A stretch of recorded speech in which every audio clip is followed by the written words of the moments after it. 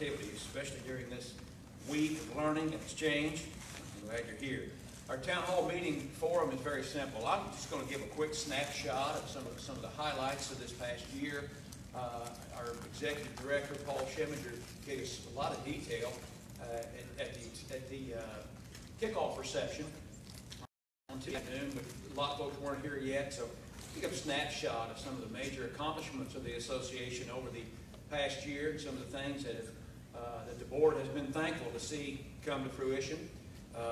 And then we'll have an exchange of ideas and enjoy a time here of learning before we get ready to go to lunch. We want to welcome not only our audience that's gathered with us here in Raleigh, but our Facebook audience.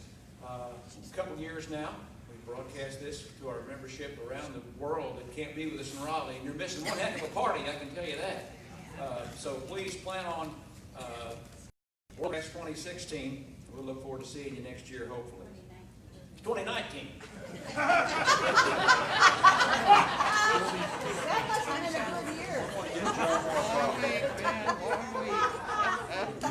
Well, I've been here since Sunday.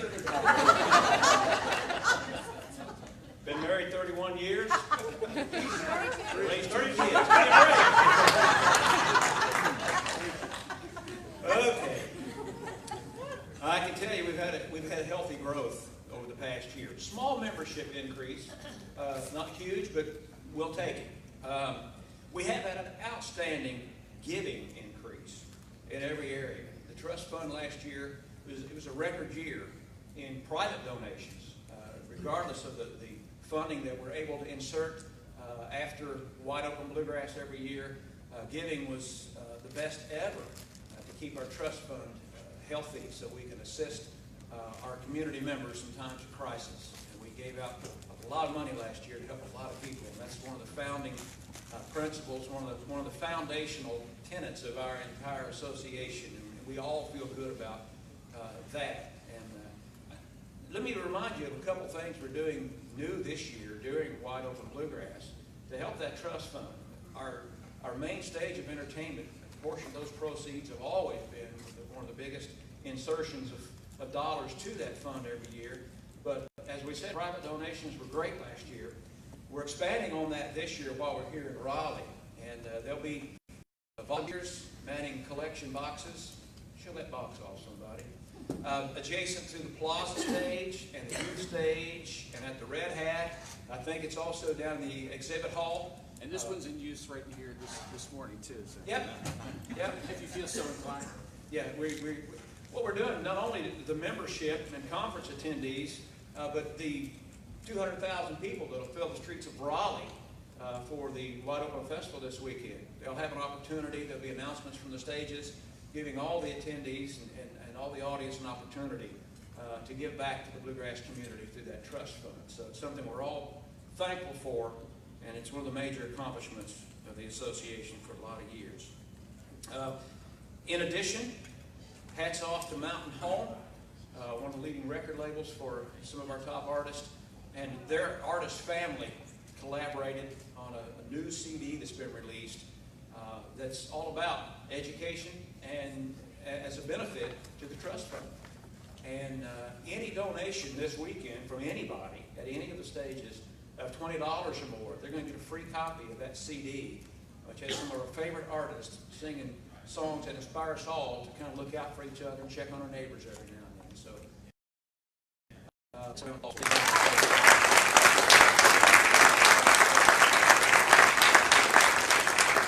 those artists will present that music on the Red Hat stage Friday afternoon, early evening. So, and all everything's donated.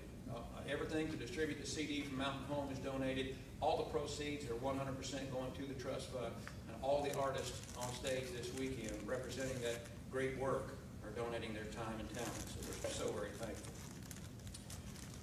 The new website, I think it looks great and it functions really well. And how many folks have been on the website in the last few months since it's all shiny new? There's always tweaks on anything that's of that magnitude, but I think we've come a long way, baby, so that's a good thing. Also, thanks to Amy Beth Hale and the staff in our office in Nashville, the new member software went into work early this year, and it's so much better. It allows for easy interaction, member by member, to the office and to your membership account, and it also gives the office staff much more flexibility and easy efficiency in the office. And speaking of the office, our staff accomplishes so much, and it's a staff of 4 that takes care of 30 years worth of work that's been established by our membership. And they put in long hours to connect our music to the whole world, 52 weeks a year, not just the week that we're in Raleigh. And they spend a huge portion of every day making certain that we really have things right when we get to Raleigh. And always, at every opportunity, whether you're in an email exchange or you phone the office or you see somebody around the convention center, if it's Amy Beth or Kelly or Eddie or Paul, thank them as often as possible. Could you do that now with a round of applause?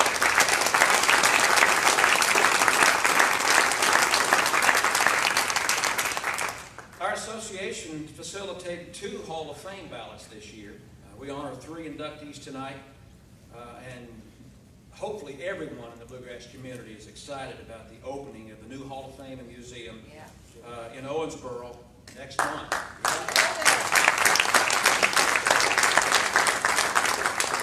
Just to rewind the reel a little bit, our board designated with the IBMA board, new name is simply Bluegrass Music Hall of Fame and Museum.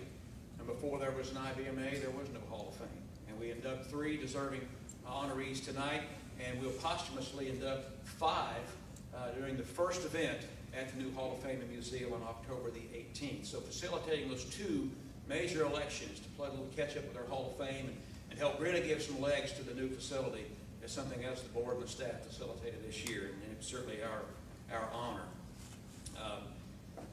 Probably our biggest news item of the past year was announced in the spring when our new contract with the city of Raleigh and our local organizing partners allowed us to extend what we do in Raleigh through 2021.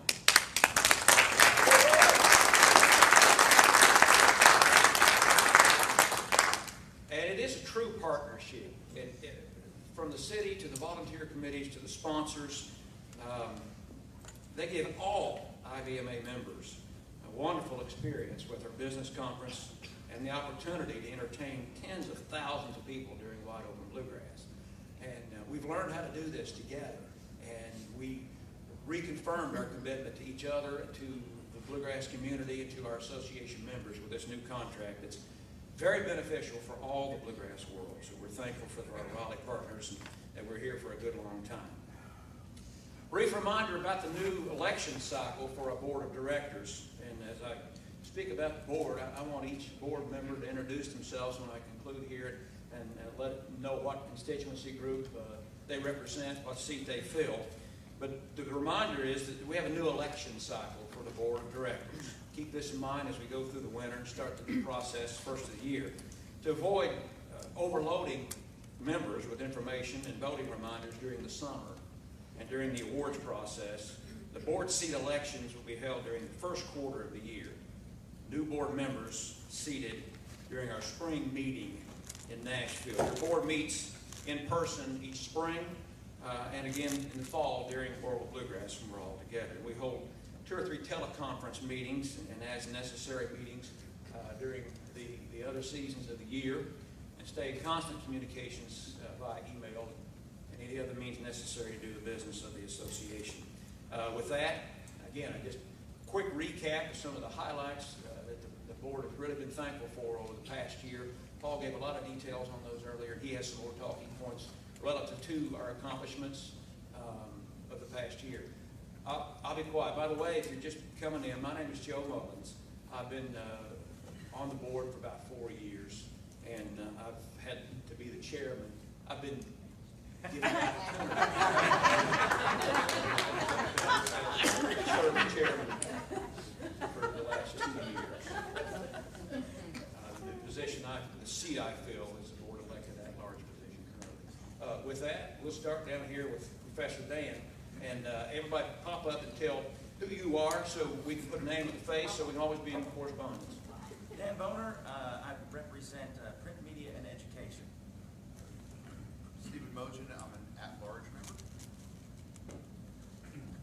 William Lewis, I'm an at-large member as well. Marion Leighton Levy, Rounder Records. I'm the representative for record companies, marketing and distribution. Jamie Deering, Deering Banjos. I represent merchandisers and lead gears. Regina Durzon, DC Bluegrass Union. I represent associations. Kenny Smith, I represent artists and composers. And Surratt, I'm a recording engineer with the Record Studio, and I'm vice chair, and I represent recording, distribution, and record labels. Would everyone speak louder, please? We need to start over. Where's the handheld?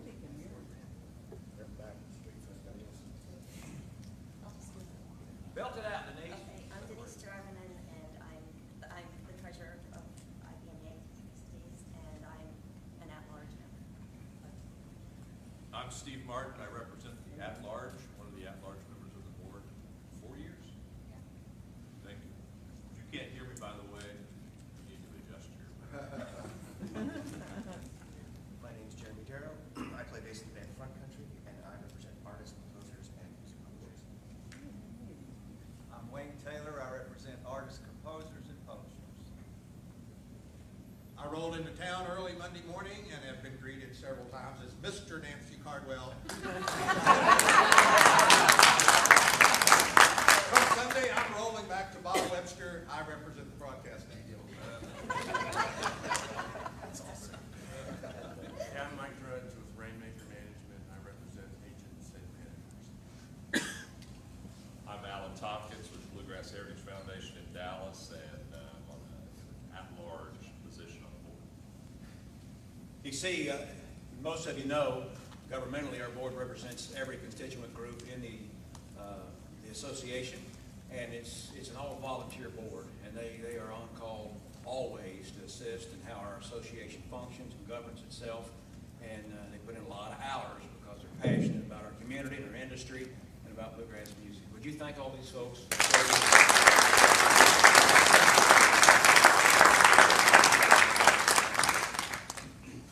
Well, I just want to echo Joe's comments earlier to thank everyone for being here today.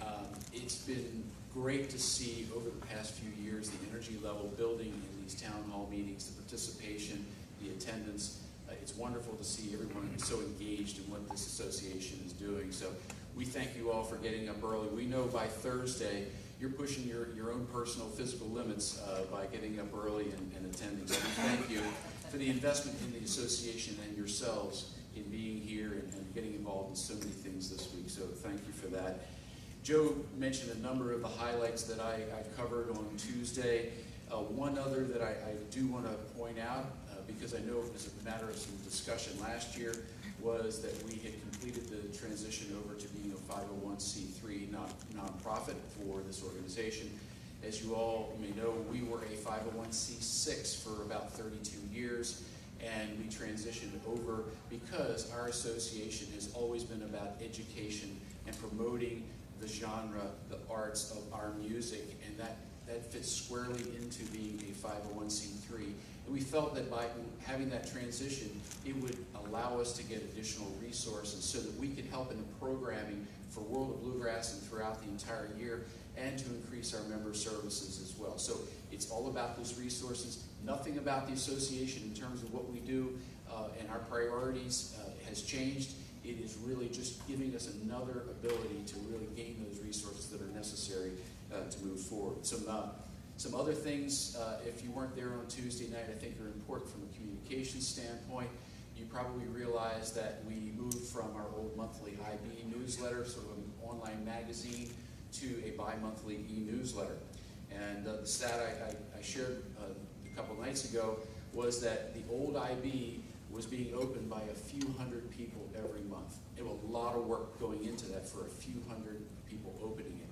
The e-newsletter, just in the last 6 months, we have seen 6 months, 53,000 people have read our e-newsletter in that time. So it has been wildly successful in communicating both member news and association news overall. So that's been a huge improvement. We talked about the website, which is terrific as well. Our social media followers have gone up from 87,000 to 99,000 just in the last 12 months, and there's been a significant increase over the last 2 to 3 years. So I think that's all very positive in how we're getting the message of Bluegrass out and communicating, connecting with all of you and everyone around the world in a more effective way. So just one other thing I'll mention here. Last year was a good year for the association. We had some bookkeeping entries to clean up some past years, but our cash flow was positive last year to the tune of about $50,000. So it's great to see the association being healthy. I think it's important for this association to be healthy, to support you all. It is your organization, and so we thank you for all the support through membership, through donations, etc. And speaking of donations, I announced the other night that we normally have a Martin Guitar raffle or online auction. Last year we moved it to eBay to help the trust fund, and it was wildly successful. This year, because of the events here in North Carolina and to really help support the people in this community that support Bluegrass overall and this association in so many ways this week and throughout the year, we felt it was important to make a shift in what we were doing with that auction. So the eBay auction of a custom Martin guitar, it's an HD28 with custom inlay, the IBMA 2018 on it. It's one I've played it, it's great. Don't let that keep you from bidding on it just because I played it. But anyway. Yeah. I know. Well, we'll get somebody on Saturday night for sure that will be playing it. And I noticed this morning, I don't know where it is right now, but we already had 26 bids. It was already at about $2,300 in bidding, and it goes on till next Tuesday. But be generous with that. Obviously, the purpose is to raise money, and the good thing is you get a pretty cool guitar out of the process too. Thanks to Martin Guitars for donating that guitar. So, yeah. Oh, yes. And so that. I was talking about redirecting the funds. The funds are going to the North Carolina Disaster Relief Fund, again, to help those.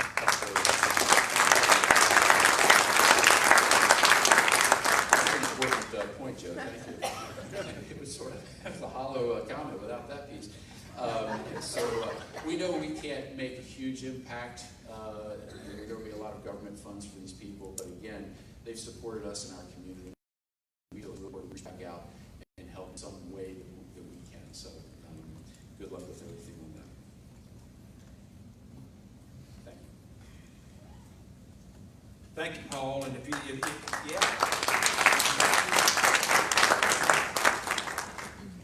you don't know Paul, please get better acquainted with him. I know we have some new members that are in Raleigh for the very first time. And we're glad that you've engaged as a part of our association. Paul Scheminger, just starting year 4 as our executive director, and he also received a new employment contract from board of directors because he's doing a great job. How about it for Paul?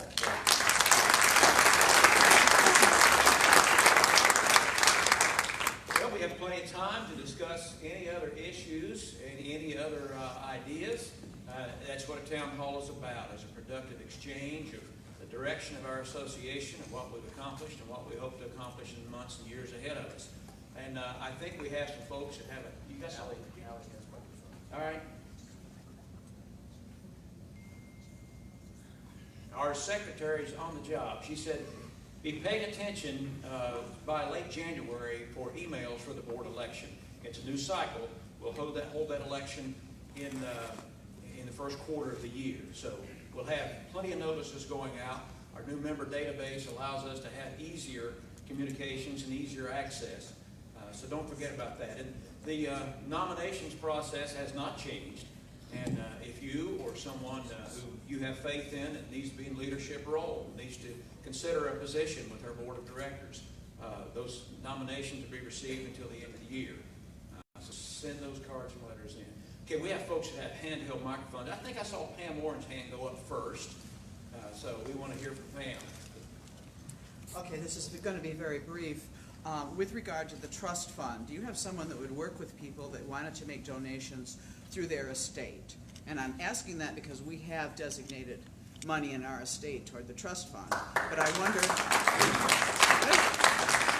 I wasn't looking for a round of applause. I was looking for a vehicle for other people to do the same.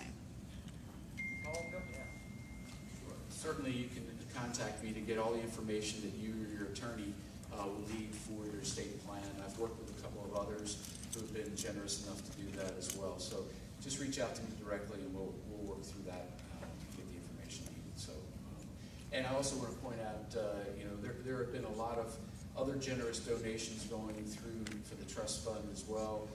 It's been well recognized that when you spoke with Tom T. Hall about the induction of Tom T. and Ms. Dixon, that he was moved and decided to donate $5,000 to the trust fund. We also have a gentleman in the audience, Tom Keeney. I was going to keep him confidential, but I really want to point out your generosity, Tom, for wanting to donate to the fund in the same $5,000 amount, and so many others who are stepping up to this plate. It's been a huge priority for me, for our entire association, to put a bigger spotlight on this trust fund.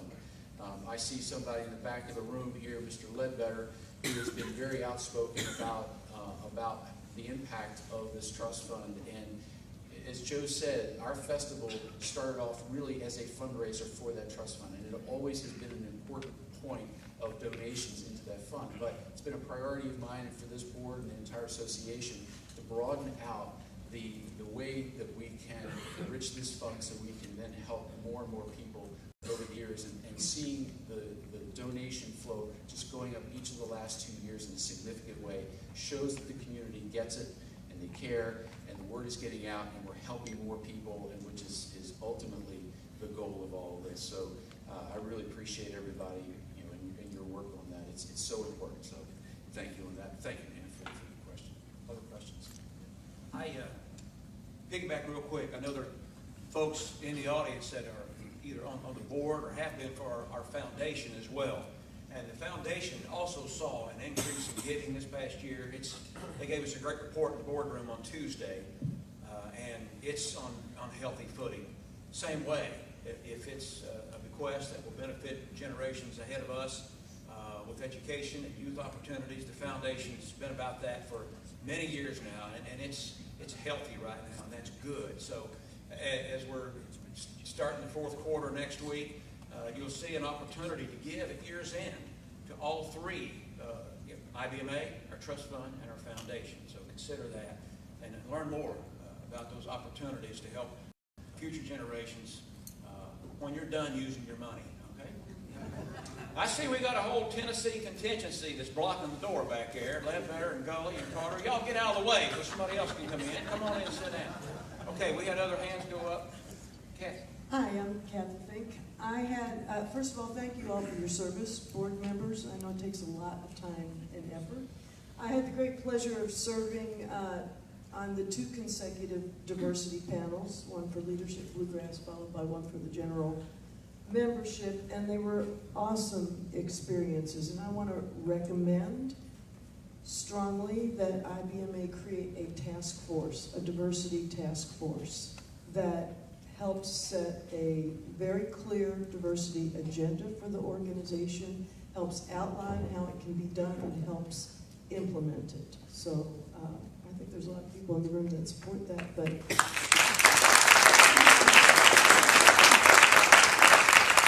we've come a long way. We all know we've come a long way, but we ain't come far enough, so let's just keep on moving. Well, thanks, Kathy, and thanks for your service and helping with those. And it's been great that we've offered such a new spotlight for very important issues such as this over the last few years. And we had a conversation in the boardroom, and thankfully this board's always been forward-thinking in making certain that we are inclusive and not exclusive. And we even took a look. It's been back a dozen years. The statement of values on our new website. That's one of the tenets that's listed. There's diversity and inclusiveness. So as far as a task force to further accomplish what we began, please, anybody that has suggestions or ideas for the board to consider in how we further develop good programming and good plans and good practices, please get that to the board of directors in an outline of things that we need to consider. We do meet in person, as I said, fall and spring, but we meet several times via teleconference between those. And we will be meeting before year's end to try to accomplish new goals, new projects for 2019. And we look forward to hearing from anyone who has ideas like this so we can vet it out and figure out what will be best to serve the association and all its members and give the right message to the entire Bluegrass community. You will hear from me, and I'm going to send you things that came from various different meetings. Great. I think just having the board talk about things is not enough. Task force can be an implementation structure. It's not something IBMA has done before, but I think it really goes further than having a great set of values on your website. We've had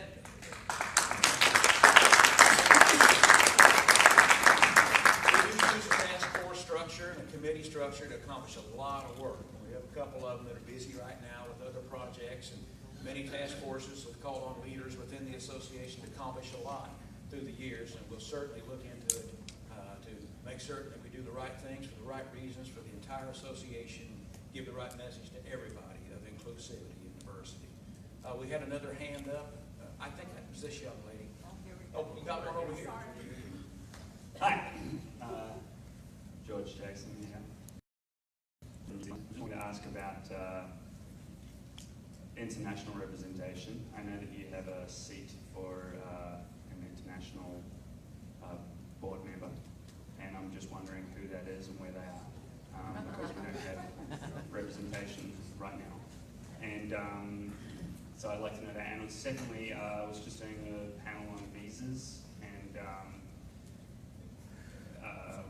we had a big discussion about that, and it's incredibly difficult for musicians to come and perform in America. It's ridiculously difficult, and so that needs to change basically on the legislative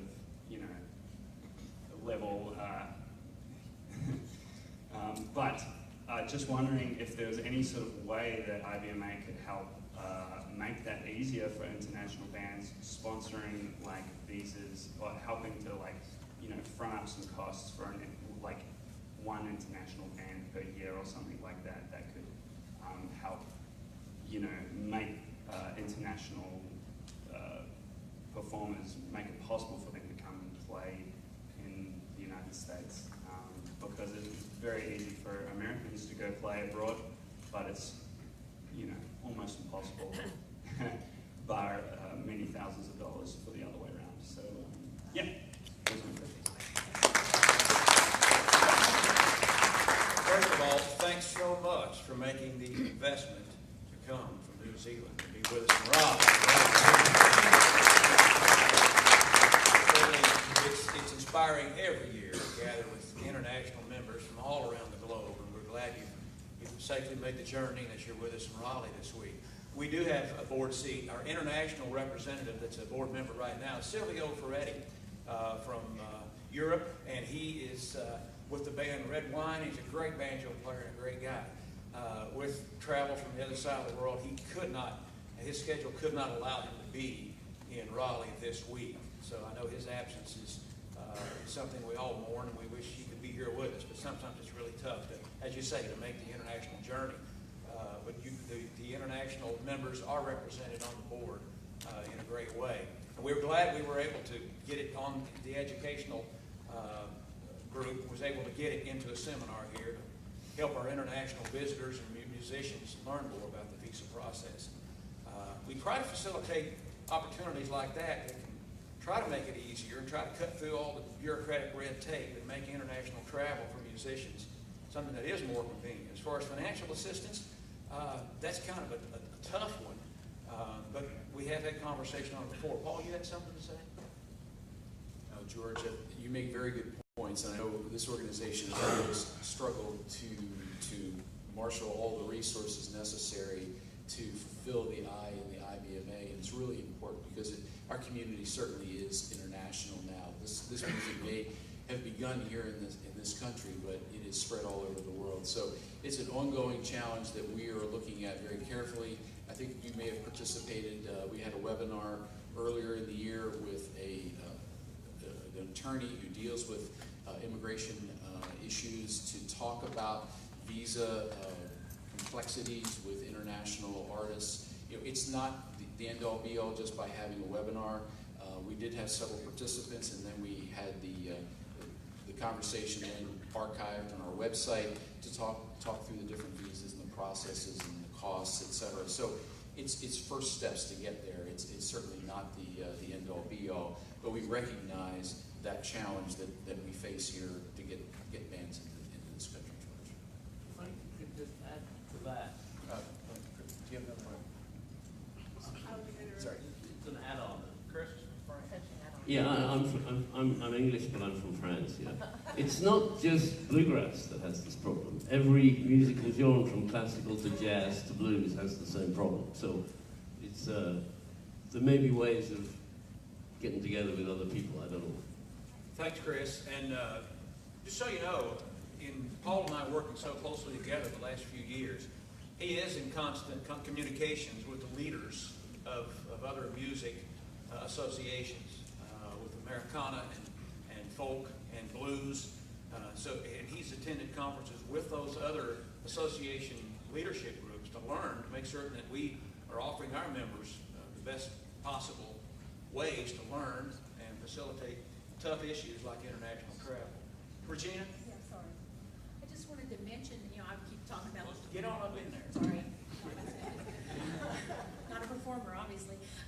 I just wanted to mention again, for the thousandth time probably during this week, that with the board election coming up, even though we have a slot that's designated for an international board member, all the positions are available for anyone international, so I strongly encourage involvement from everybody. We have at-large seats, we have specific constituency seats, so please, just because one slot says international and it's not up for election right now, that doesn't mean that international folks shouldn't apply.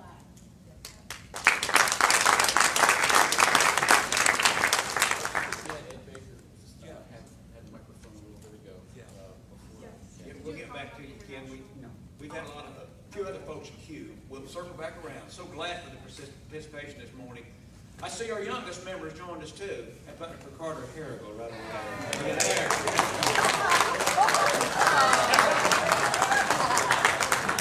I thought you were referencing me. And one of our oldest members is here too. There's the Queen.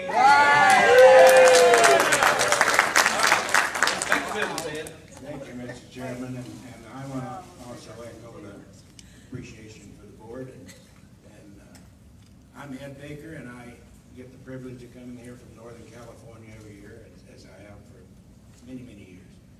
And I'm here this morning. I'm hearing a lot about foundation, and I think that's one of the great putting a good building together is that I realized recently contact the board or the office several times, and I know they're busy, but I really get discouraged when I have to talk to an answering machine, and I really don't enjoy punching 1, 2, 3, or 9. It just having said that, I'm the disappointment that I had to. I guess you would have to consider it a privilege to listen to a 10-minute orientation. My question to the board was, who was it done through a committee or a person, or who delegates the functions that happen here the week that we're here? And I never got an answer to that question other than the director, Paul, is the one that makes all the decisions, and that's good. But I don't think you should have to micromanage everything. No. I think you need good help, Paul. That was from one of your own people. So anyway, to make my point and be very brief with it, I'm privileged and honored, and have been for several years, of getting to present at several different festivals and around the country at different functions of doing our national anthem. I'm curious to know, I'm disappointed to know that we're not doing the national anthem in our opening ceremonies for this function. It is part of our foundation. To me, I feel it's part of our flag. I feel it's part of our Constitution. I feel like it's part of our Americana. And I'm I'm grateful that we have international boundaries. But I have to say this, I didn't get this out of a college classroom, but my early years of learning was that if you don't know where you're going, it really doesn't matter what road you take. And secondly, I think from an international standpoint, I was advised that the reason they don't do the national anthem is because there was some incident back in '07 before we left Nashville that I didn't even know about, and I happened to have been there. We've heard a lot about situations like that the last week or two. But my point is, I would like for the board to give this deep consideration. I think it's a real basic part of our foundation that we expose the national anthem, and I was calling to just volunteer my service to do it. I think it's an honor and a privilege and a real blessing for me to get to express my appreciation for the country that I've been so blessed in. Having said that, I hope that not just the board, but the whole body will let the board know how you feel about this, because it is part of our heritage. And where are we going if we don't carry our heritage with us? Thank you very much. I'm going to enjoy the rest of the week. Well, thank you, Mr. Baker. Thank you so much, Mr. If you'll leave that foundation enough money, we'll hire some technicians. We've been friends a long time. I appreciate that. But I do have a couple of bucks I'll let you have if you need some Starbucks. Where's the microphone? All right. Roy Moore with WQFS Radio. I had the joy of moving this past summer. You want to try moving 25 years worth of Bluegrass CDs and albums. My wife will testify that it is an experience that she doesn't want to go through again anytime soon. The reason I bring this up is because in addition to all of that, there also comes the changing address everywhere with everybody and everything, including going to the website and changing my address with IBMA. And as I did that, it occurred to me that I'm changing my address just as far as the organization is concerned, but I seem to recall there were also several spreadsheets that the IBMA kept of labels and their contacts, and DJs and their contacts, and PR people and various other different, and I didn't know if the change that I made in that website made it all the way through to that list, because I wasn't sure where that list was now. I know the website is still being built and it's still a process in development. As a matter of fact, I thought, as she was talking about the donation from people in their will, recognizing the foundation on the webpage, donate, and then when you click, one of the options is how to leave us, money in your will, that kind of thing. But how do I make sure that change of address, that people can now know in the business that they need to be mailing stuff to a different location? Well, thank you, Mr. Moore. It's a good question. And we always do make available, by the way, Allie, we have Ken Irwin was... I skipped over her several times, okay. so I'll go next. We make available to our members lists that agree to share. Anybody in our membership who has agreed to share with other members can contact the office, and we will send that to you, and it's by constituency, so you can pick and choose who you'd like to connect with off of that. Certainly there are some members who choose not to share, and we respect that, but for those who do choose to do so, we encourage everybody to do that, because it's part of the value of being members is connecting in so many ways, but that is all that is available to you, certainly.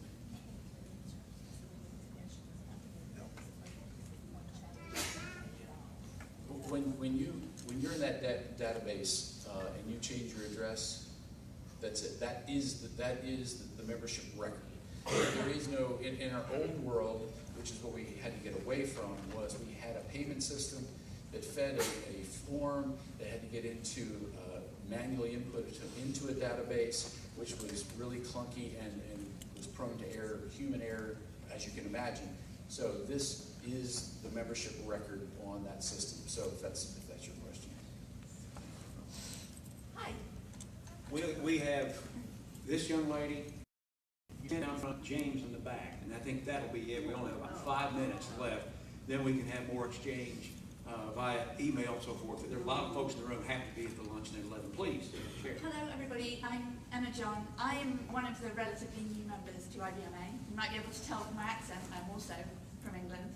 I did leadership Bluegrass this February. Since I came to the country last year, spent a lot of time in this community and this industry, incredibly impressed by what this organisation, what the community, what the industry does. I think you're all incredible. Leadership Bluegrass was an incredible experience, and I feel like the things that the leaders achieve are really impressive. So I just wanted to link two things that we talked about together. From an international point of view, I just wanted to agree with what George was saying. I actually come at it from the other point of view. I am desperate to try and spread bluegrass and bluegrass-related music in the UK. We've just launched the Bluegrass Situation UK. In order to do that, there is a huge appetite for this music in the UK, I can't tell you. But people don't really know about it because it's not part of our culture, and so facilitating that and getting the message across in a way that works for us is really important, and I feel like now is a great moment for that. I think that really, really links to diversity and inclusivity, and I just wanted to agree with what Kathy was saying about representation for diversity and inclusivity. I don't know, whether it's something that, it doesn't sound like it's something that there is a directorial board member for yet, and it feels to me from everything that happened at IBMA at the end of last year, at the World of Bluegrass, that the theme was diversity. Then at our Leadership Bluegrass Week, diversity was once again a really powerful theme, inclusivity. I think this music is really set and primed to get in a lot of people's ears, and a lot of people are very excited about this music across the world. But I also think that one of the things that we love about this music, and we talk about all the time, is the fact that it brings us together. It reaches across boundaries, particularly national boundaries, but also boundaries of class, of race, of gender, of sexual orientation. And I think anything we can do to use that is going to really help the music. And if that means diversity task force, which sounds like a great idea, or representation on the board for diversity and inclusivity, that would be, I think, I can see that being a powerful, powerful weapon.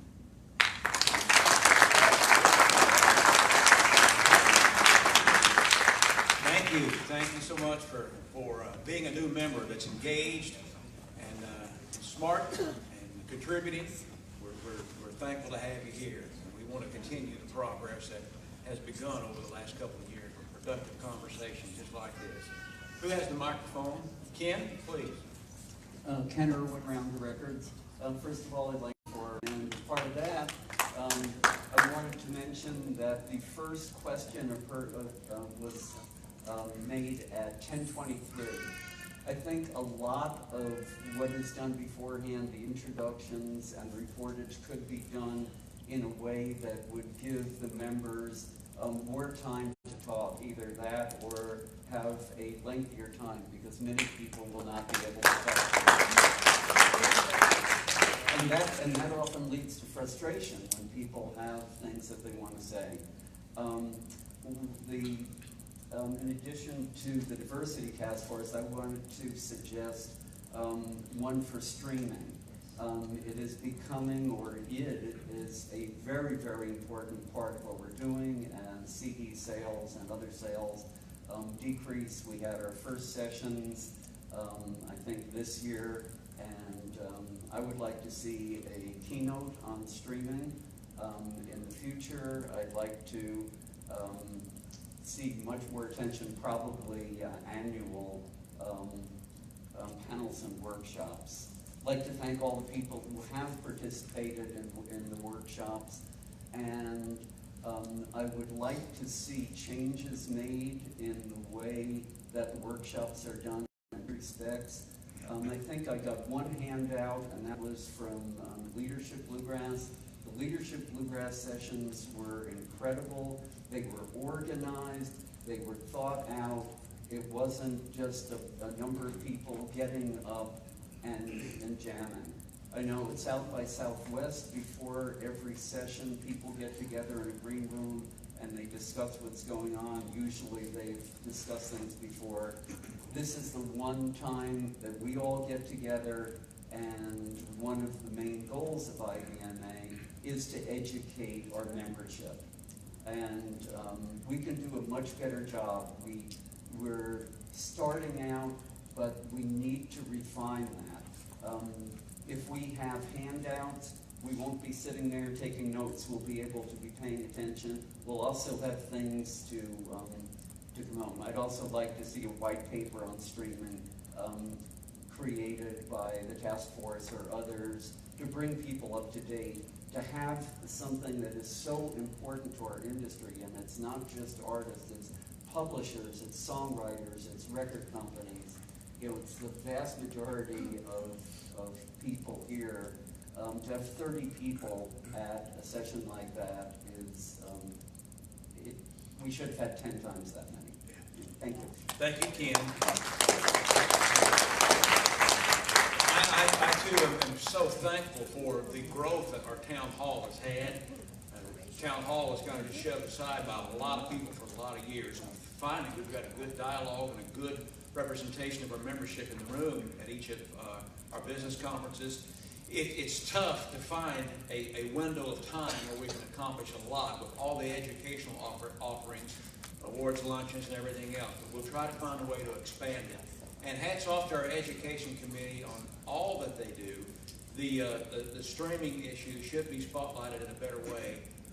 And no doubt, those in the room that help our education committee can take note of that. And if you have been chosen as a presenter or a panelist or a leader of an educational seminar that we offer here, let's keep that in mind as well and try to give somebody a takeaway in the way of material, whether that be a printout or something digital that we can document and share. So thanks so much, Ken, for the leadership through the years and great advice. Final comments come from James in the back. Well, first of all, I think everybody on the board has just done an amazing job this year, and of course IBMA has always been such a stalwart of bluegrass music, and I feel very lucky to be a lifetime member and also part of the Leadership Bluegrass. But I'm also a member of about 30 regional associations. And wow. I know when I was a young man, many of the regional associations really helped a lot of the musicians coming up. And I know that IBMA has thought about that, and I know Paul has addressed it to a certain degree. But I would just like to appeal to the board to not give up on the regional associations and to try to encourage them, because, you know, it's great to have Americana and it's great to have everything else, but it's also great to have the grassroots. And the regional associations are really the backbone of bluegrass music. Thank you, James.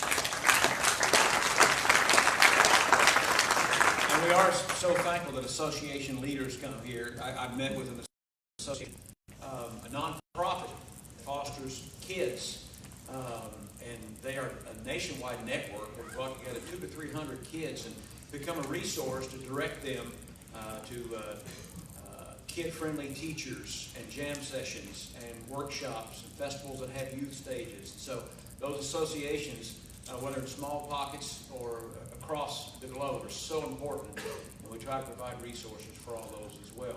A reminder, the new website, it's so easy to navigate. There's a direct link to the email address of every board member, and that represents every constituency group. We love hearing from you. If we couldn't hear from you this morning, I'm sorry, the time constraints have just gotten away with us. We certainly hope the rest of the day and the rest of the weekend is very beneficial for you and all your bluegrass activities, and we thank you for attending this morning.